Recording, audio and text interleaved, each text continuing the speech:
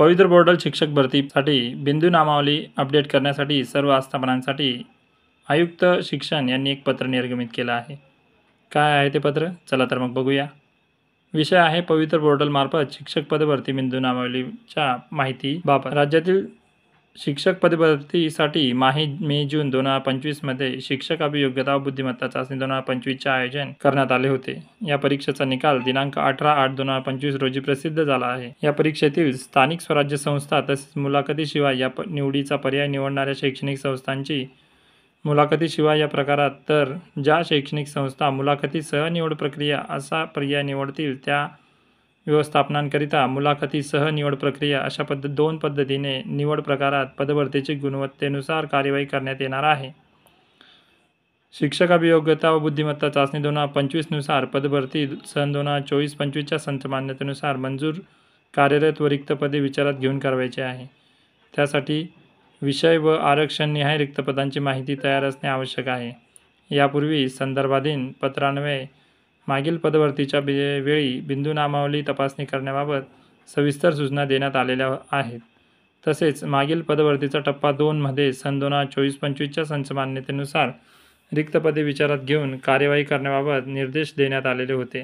त्यामुळे मागील सूचनांप्रमाणे शासन निर्णय दिनांक 27/2/2024 नंतर बिंदू नामावली तपासलेली असेल तर पुन्हा बिंदू नामावली तपासण्याची आवश्यकता नाही। तथापि त्या व्यवस्थापनांनी शासन निर्णय दिनांक 27/2/2024 नंतर बिंदू नामावली तपासलेली नसेल तर ती तपासून शिक्षक पदभरतीसाठी तयार राहणे आवश्यक आहे।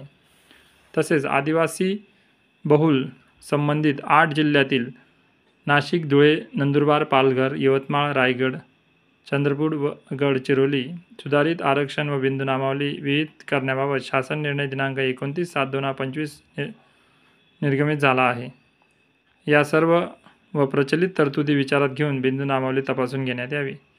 बिंदू नामावलीबाबत तक्रारी प्राप्त झाल्यास तक्रारींची शहानिशा करूनच पदभरतीची कार्यवाही करण्यात यावी। कोणत्याही प्रवर्गातील उमेदवार वर अन्याय होऊ नये यासाठी सामान्य प्रशासन विभागाचे बिंदू नामावलीबाबत प्रचलित तरतुदी विचारात घेऊन बिंदू नामावलीची कार्यवाही पूर्ण करण्यात यावी। अशी कार्यवाही करत असताना कार्यरत कर्मचाऱ्यांच्या नियुक्तीचा प्रवर्ग योग्य असल्याची खात्री जबाबदार अधिकाऱ्यांनी करावी। कामाचा अनुभव असलेले कर्मचारी अन्य विभागात कार्यरत असतील तर अशा कर्मचाऱ्यांच्या सेवा तात्पुरत्या कालावधीसाठी या कामी घेण्यात याव्या। तसेच अनुभवी सेवानिवृत्त कर्मचारी यांची देखील आवश्यक तेथे सहायता घ्यावी। शासन निर्णय दिनांक 5/11/2009 मधील तरतुदीनुसार खाजगी शाळांच्या बाबतीत शिक्षणाधिकारी प्राथमिक माध्यमिक यांची प्रथम तपासणी अधिकारी म्हणून वेळीच संस्थांच्या बिंदू नामावलीची तपासणी करून देण्यात यावी।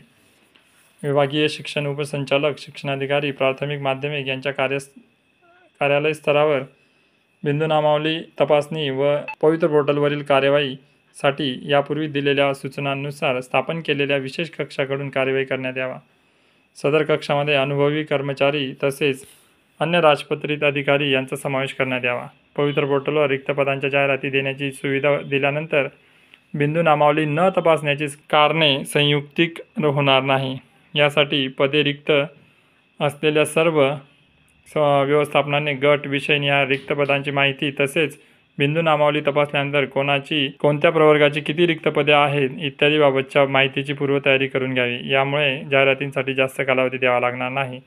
आपल्या अधीनस्थ शाळांतील शिक्षकांच्या रिक्त पदांची पदभरती वेळेत पूर्ण होण्यासाठी वरीलप्रमाणे कार्यवाही पूर्ण करण्याची कृपया दक्षता घ्यावी। आयुक्त शिक्षण, महाराष्ट्र राज्य, पुणे यांनी हे पत्र निर्गमित केले आहे।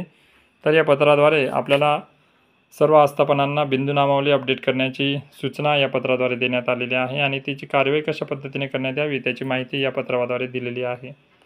तर या पत्राद्वारे आपल्याला लक्षात येत आहे की शिक्षक भरती जी 2025च्या टेट परीक्षेनंतर सुरू होणार होती तिच्या दिशेने आता कार्यवाही सुरू झालेली आहे आणि ही एक भावी शिक्षकांसाठी एक महत्त्वाची अशी बातमी आहे, एक महत्त्वाची अशी माहिती आहे।